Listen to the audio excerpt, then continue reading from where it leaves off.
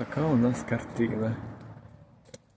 На срібній машині сидить рудий красень. І там уважно щось роздивляється. Рудий красень, ти на нас не подивишся? А? Рудий красень. А? Подивись. Рудий красень.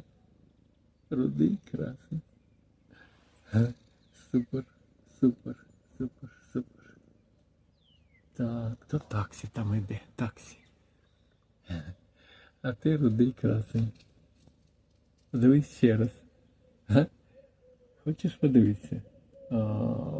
Тобі ліньки. Ну це теж добре, для котів це не проблема. Так, так. Так, ну ми цього чекали. Добре, добре, красень. Давай.